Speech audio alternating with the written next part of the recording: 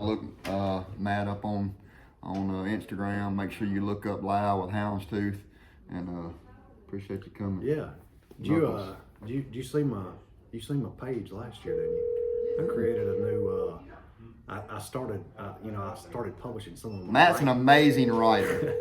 So go to strutmarks.com. www.strutmarks.com is the name of my website. I got a Facebook and Instagram page as well.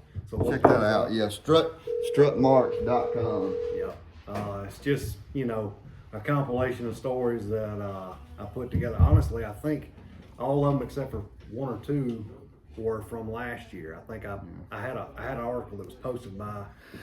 All right, morning guys. So real quick, y'all have heard me talk about Matt Persons on a couple of my videos. Matt is a forester by trade. I think he works for a warehouser, but he also does a lot of stuff with Mr. Lyle and Hounds Tooth game calls. So Matt's on the way over here, and we're going to do a little video. I got a bunch of Hounds Tooth game calls in at Owens Outfitters. So, and I'll show you those later. But he's going to come over here, and we're going to sit around. I hope I can get him to kind of tell a Hounds Tooth story. I'm going to get him to kind of put on a little bit of calling action.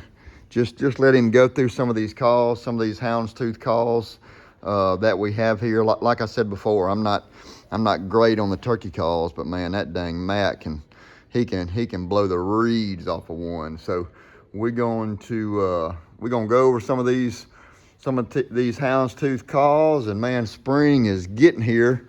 So we're gonna talk a little turkey, and then we're gonna be ready to go play a little baseball this afternoon. So y'all sit tight. I'll introduce y'all to Matt, and we'll go over some Hounds Tooth turkey calls. Thank y'all. Hang on. Here it comes. Well, that sounds good, don't it? All right, so this is Matt. Nice to meet Matt. Of course, y'all all know Taylor. So this is Matt. Y'all have heard me talk about Matt a couple times. Yep. On some of the videos. So Matt just got here, and so he said he had to get limbered up. Yeah. Turkey collars have to kind of get broke in. Right. We don't get a practice round like duck collars. Right. Exactly. So y'all can see he's just kind of getting calls out of the box, and I mean they are straight out of the box. So we're gonna talk about a few things, and then we're gonna get started with the video. I run it that way. To get the most consistent sound out of it, you don't ever pick that lid up. You're gonna get a scratch going back across, but once you start to yelp, you can't really hear that. Okay. And you want to use a lot of. You see how I'm taking big long strokes. You're using almost that whole surface right there to make your one note of the yelp. See that sounds better than one. Mm-hmm. See, you're not really getting a lot of sound there. That call's turning over. You're getting, see how it goes from, at the beginning it's yee, and at the end it's yuck. Yeah. That's a full yelp note. Yuck, yuck. Yeah. Okay. So you can run it just whichever way you feel comfortable. You want to hold it about like, this part about like you would an egg, and this part about the same way. Taylor's first time to use a box call. Perfect. All right, Cluck. Now a cluck. So that was what, a That yuck? was a yelp. Yelp. Okay. Yelp and a cluck. Okay. You can do it that way, or you can put your thumb against the lid right there and pop it, which is I like that. exponentially easier. Okay, So just, put your thumb against put your it. thumb and just bump it. That's a cluck. That's all you got to do. That's pretty good. You have mastered turkey calling. Wow. That's cool. Very good. Okay. Again, straight out of the box. Yep. Hold it about like you would I'm trying to explain. So a fair amount of pressure, about like you're gonna write on it almost, but don't choke down like you're writing. Right. Because you don't want your finger to make contact with the surface. It'll deaden it. Okay. Yep. Looks good. A little bit. Stand the striker up just a little bit. There we go. Okay, and then the first one was the only piece of advice I would give you. I'm sorry. you're good. Stand it up more like you were, and use your arm instead of your wrist. Okay, am I touching this? All right, guys. So, like I said a while ago, you got Matt. Y'all seen him work a little bit with Taylor here. So Taylor now now I'll be competing for parking spots with Taylor at Knoxville Refuge, or right. or wherever. So anyway, Matt's a great teacher, and that's one reason I wanted Matt to come in here. I knew probably like that there's a lot of people that know how. I tell people all the time back here in the bow shop, the guys that have come work for me, I know how to do it, but I'm not a great teacher sometimes. And I felt like, even not being around Matt a lot, but I felt like Matt would be a great teacher. So now I want Matt to kind of tell everybody about Houndstooth and kind of what Houndstooth is, where they are, how he got started. But then the main reason I got him in here, I guarantee he's got a mouth call in his mouth right now. And he blows a mouth call as good as anybody you'll ever hear. So I appreciate that. Anyway, Yeah, so Hounds Tooth game calls was I guess started back in around 2009, I think, maybe somewhere in there. That 8 or about 9. right. About when I heard from Lyle, maybe it was about that time. It's out of Tuscaloosa, Alabama. It's owned by a fellow by the name of Lyle Gilbert. Lyle was His first cards, if I remember right, used to have they had the what was the football coach at Alabama? Mayor Bryant. Yeah, so it always had like that Houndstooth hat or something. It was overlaid on Houndstooth. Right, Yeah, that's right. So out of Tuscaloosa, Alabama, Lyle was a legacy timber employee. So he bought timber for a living for years, and leading up to the conception of Houndstooth. And he and I met on a logging job one day, actually. I'm in the timber business as well. I told you work for Weyerhaeuser. Yep, still. work for Weyerhaeuser. This was prior to going to work for Weyerhaeuser. I met him on a logging job, and we got to be good friends after that. And he found out, obviously, I was a big turkey hunter or whatever. And he was about that time, maybe a little bit after that, is when he started down the road with Houndstooth. And we got together, and he found out I was a decent turkey caller or whatever, and he wanted me to help him, with a few things. And that's actually where the All Pro 3 reed was conceived. Yeah, Really? so that call was built off of the pattern of call that I preferred at that time, and still do, honestly. That's sort of my benchmark is the All Pro 3 That's what you reed. blow the most, is it? Probably so. Yeah, I mean, I deviate from it a fair amount, but to get back to fundamentals, I always revert back to that call. So, pretty cool story. He's done really well with it. Here well. a couple years ago, it's actually his main gig now. So he's out of the timber business because this is I did not know honestly that. taking up all of his time. So Sells a ton of turkey calls. all over the A United ton of turkey States. calls. He's done really well. We're very proud of how the company's done, and looking forward to continuing to grow it in the future. So Well, and I told Matt, probably for me as a turkey caller, the one thing I've looked for since I was a kid was consistency in a turkey call. If you buy $8, $12, $15 mouth call, I put a lot of pressure on a turkey call, so I go through turkey calls, or you lose them or whatever. Well, when you come in here to Owens Outfitters and you buy the next one, you want it to be consistent. And I think Lyle's calls are as consistent a turkey call as you can pick up and blow. And the same thing with all his friction calls. And that's why I brought these up here. Again, if you come in Owens and you buy one of these calls, these are not, Matt hadn't been playing with these calls and messing with these calls. These are the calls you would come in Owens and buy, and they're just super easy to run. Yeah. And that's Really, honestly, really easy to run. been for me our main sales pitch. We'll go to Nashville next week for the NWTF. Right. Everybody that builds a turkey, anything that sounds like a turkey will They're be there. there. Yeah. So everybody that walks up, you have people that walk up and say, "Well, why should I buy your turkey call and not that guy's?" Right. And you got to, you got to have something, or else they're not going to that's buy right. it. So, and that's always been my pitch to everybody is consistency. Well, you and- buy a call this year, this sure. call. Come back next year, you like the way it sounds. Come back next year, you're going to get a very close version of the same thing. And from a retailer standpoint, that is a really, really, really big deal. Guys want to come in here and they want it to be good every time. Yeah. Whether- It's a big deal whether because they know how or not. honestly, the call I was referring to earlier that I used prior to Houndstooth. No, that's fine. Honestly, the call that I used earlier, that I was referring to earlier, that I used prior to Houndstooth, I would buy literally before every season, I would buy 10 of them. Yep. And might end up with, hopefully, I'd end up with 1 or 2 that were okay, that I didn't just throw out the window. That's crazy, yeah. And you don't do that with these calls. You go buy 1 or 2, and one of them's going to be right. Yeah. They're all. I'm speaking to the mouth yuppers here. They're all hand pressed to the same tolerances. Right. So you're going to get a very consistent product. And again, I say this: whenever guys come in the store and they buy turkey calls, the last thing that they want to do, because of course with things we got going on in America now, you can't pick up a call and blow it and blow another one. We can't do that. So even like with duck calls, so guys want to come in the store, they want to come in Owens, they want to buy a mouth call, and the next one they get, they want to sound the same. Yeah.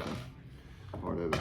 So we'll, I guess, just you want to go through some of the calls. And I didn't get them all. I just got a few. Yeah. But we do have a full run of diaphragms and all of his friction calls there too. So we got a good cross section here. So basically, what we just actually did with Taylor, we did with Taylor just a minute ago is, we start out, we'll basically go from speaking to ease of use. Right. A good beginner call, like you just getting into turkey hunting, not a very experienced caller or whatever, even somebody that, all the way through to somebody that's been turkey hunting for 40 years, a box call is a good go-to. It's the easiest call to run, but like we were talking about with Taylor a minute ago, it's one of the most natural, makes one of the most natural turkey sounds. Yeah. Probably been more turkeys killed with a box call. Oh, no question. Than anything else. So really easy to use. Like I said, most people were taught to run it this way. I tend to run it this way, which everybody's got their own way to do it, but. So unbelievable. So you hear the like Slade was alluding to earlier. You can hear the yelp, the note, the individual note of the yelp break over from hee-yah. That's how a hen does it. That's how a live hen. That's how she's going to sound. So very, very obviously very effective style of call. And the Dixie hen. This is a Purple Heart lid with a walnut box. You're not going to find a better box on the market. Yeah, and it looks great too. That is a good looking. Absolutely. It's got good chef appeal, and again, so with my channel or Instagram or whatever, I work for Owens, and I do a lot of Owens stuff, and how stuff looks makes a big difference. Sounds good. Unbelievable. So moving up, and as I said earlier, going from a box call to a pot style call. So this is considered a pot call. A box and a pot, and there's a couple others. These are all considered friction calls. So the reason that is because of the friction. The sound is being created by friction. The friction between the lid and the box on the box call, and the friction. See, this is a scratched surface. This is otherwise a smooth crystal surface on this Dixie hen. You have to scratch a portion of the surface in order for it to create friction. So the friction between this striker and that the scratched surface there is what creates the sound of this pot call. Right. So really, I would say a pot call is slightly more difficult to use, but as far as ease of use, they're really like 1A and 1B. So a pot call, really, it has a fair amount to do with angle of the striker. Mm-hmm. You don't want to cover up your holes underneath because that's where a lot of your sound is coming from. How much pressure are you putting? About like an egg on the pot. You don't want to hold it. You want to hold it tight enough. You're not gonna drop it, but not so tight you're gonna crush it. Got you. So or restrict the vibration. That's right. Maybe? That's right. So you can hold it too tight, and the more pressure you put on it, the more it's gonna affect the sound. Same with a striker. You got to find what works for you. I mean, it's all about a feel thing, but the striker you can put a little bit more pressure on because you don't want it spinning or moving while you're running it. So it's hard to talk through how to do it, but I'm gonna just run it and let you watch. So to make a note of a yelp on a pot call, you're really drawing an oval on the call face, more or less. So Counterclockwise for you? Counterclockwise for me, and then I had to think about which way I'm That's backwards. So counterclockwise on the face for me, and then which I guess a left-handed person is probably going to be a little bit different. Yeah, that's right. So just one single pop for a cluck. That's a cluck. A light drag for a purr. And then draw an oval for a yelp.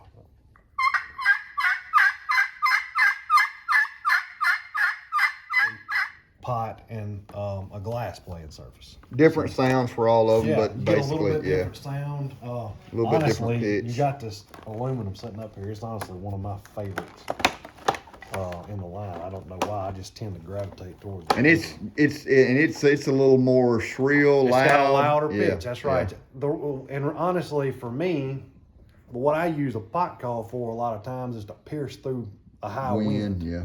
So the aluminum is very effective at that just because of the volume you can get out of it.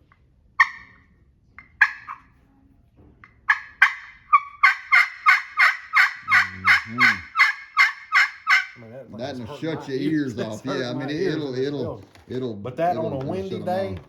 you can really get through that high wind with that.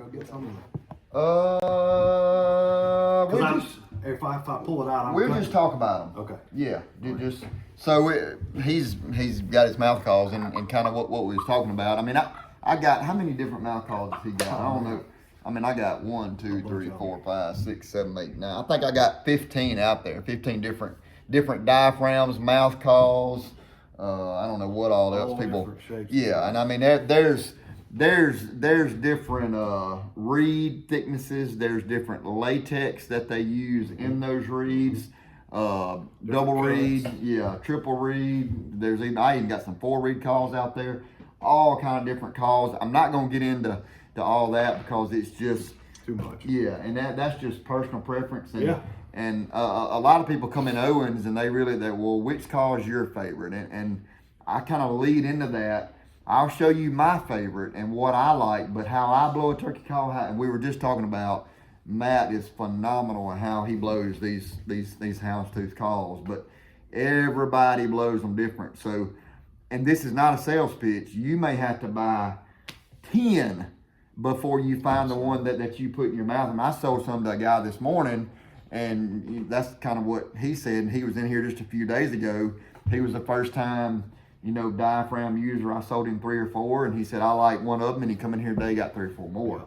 And that's just. Yeah, and I mean, we get people all the time that, I've never used a mouth call before, just starting out. Which one do I need? Right. Well, you can't point somebody to one call that they. No. If you do, you're some type of wizard, and I want, I want to spend some time with you. That's right. But now there are calls that are easier to blow. Absolutely. But the thing, like as you're learning, you're gonna everybody use this. This is what I tell everybody. Everybody's palate is different inside your mouth. Right. That's where that call is fitting up in your mouth, is up in your palate.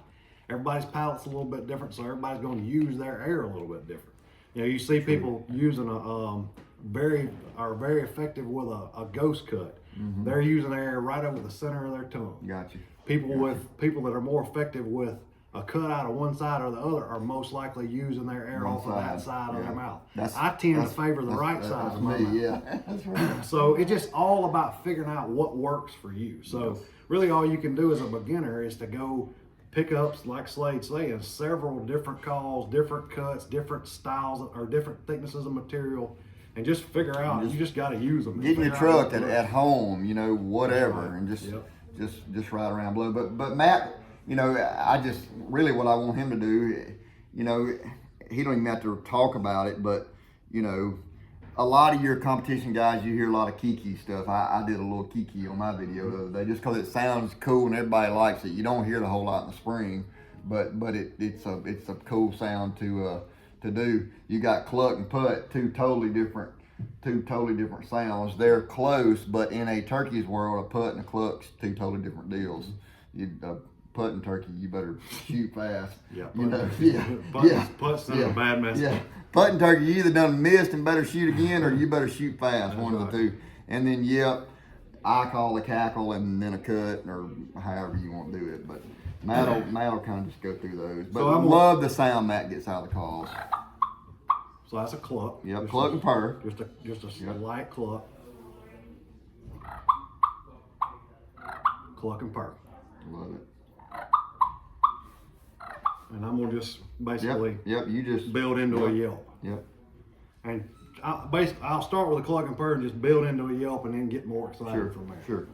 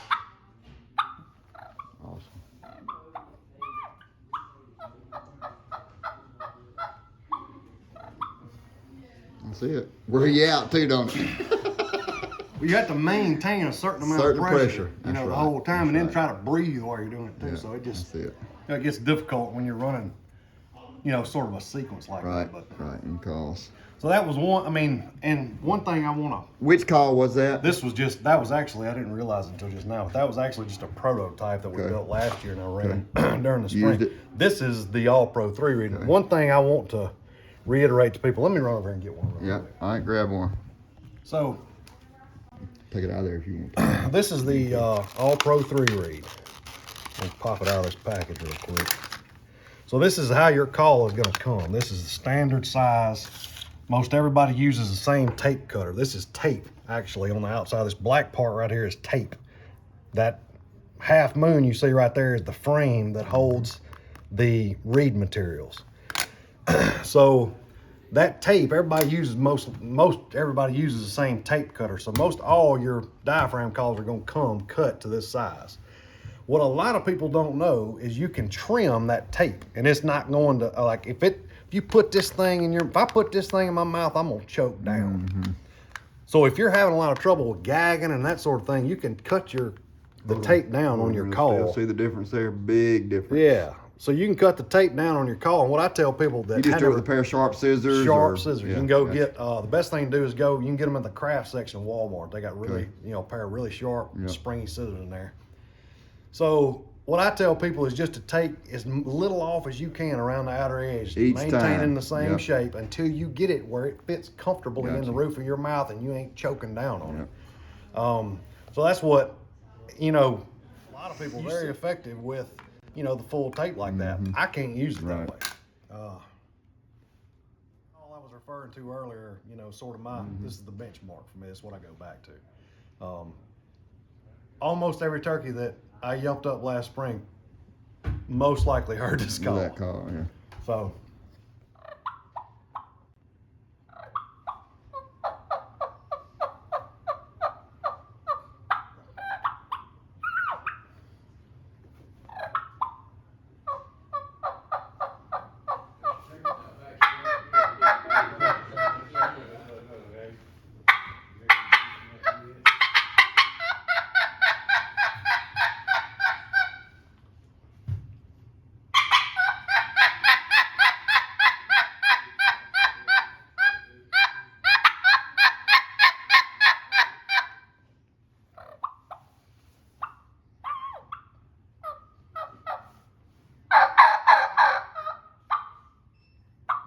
Jake.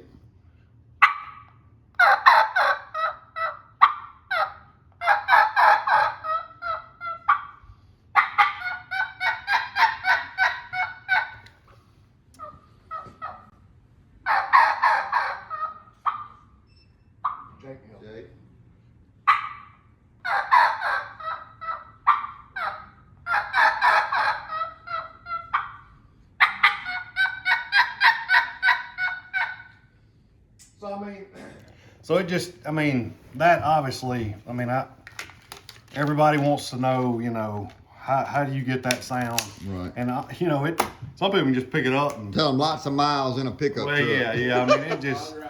So I killed my first turkey when I was 5 years Right. old. I'm coming up on my 30th spring turkey hunting. That's awesome. So since that, I mean, I've been eat up with it ever since. I mean, like right. I think about it every day, not every day of the spring, but every day of my, you know, it just, that sound has come from years of practice, you know, I mean, and like you know, it comes natural to some people. I mean, some people pick it up in a week, they sound like that. I got it. Yeah. Some people will never sound like that. Yeah, no, because and that's you have to just dedicate yourself to practicing. Yeah. It just is what it is. And that, you know, I've spent a lot of time practicing, and once you get that sound, once you start replicating those sounds as much, because it's more of a muscle memory type thing. Right. So, but now, you know, if you're trying to get on stage at Nashville, you better be ready to practicing all the every time. day. That's right. Because you're calling against the best of the best, and there is no room for error. All right, so that's about it. That's about all I can handle. But JD was walking around out here a while ago. That's kind of what he said. He said turkeys be out there knocking down the back door. So yeah, but I mean, y'all see my videos. I got tons of turkey calls out there from all vendors. But I have always, I don't know, I've been buying turkey calls from Lyle. Like I said, I don't. From where I was previously, I think ever since he started. So I really respect what they do as a business. There's only a few businesses that I talk about in here as far as family owned, operated, that have done the same thing. Y'all hear me talk about Matthews all the time. There's a reason Matthews is at the top, and it's because I've been dealing with the same dude for 15 years. Matt McPherson still owns his name, and I feel like Lyle and Houndstooth to be the same way. Lyle's natural character as a person really spills over into how he runs his company. You know, you're gonna get a version of the same thing every time you talk to Lyle, and he's gonna try to treat you the way that he would want to be treated. You know, he stands behind his products, and that means a lot. Yeah, I mean, if they're you know, consistent, which is the name of the game, and you know, if you're in the market for a turkey call and hung up on which one to buy, I would definitely steer you towards the Houndstooth for sure. Well, y'all shoot me a comment. You know, like I said, we ship stuff out of here all the time. Y'all look Matt up on Instagram. Make sure you look up Lyle with Houndstooth, and appreciate you coming. Yeah. Did you see my page last year? Didn't you? I created a new.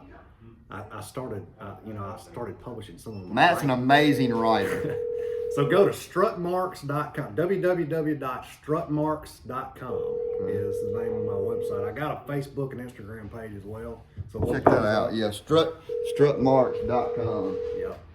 It's just, you know, a compilation of stories that I put together. Honestly, I think all of them except for one or two were from last year. I think I had an article that was published by Mossy Oak that I included in there. You'll love his writing. So check it out. It's pretty neat. I mean, I'm just, you know, having fun doing it. So cool.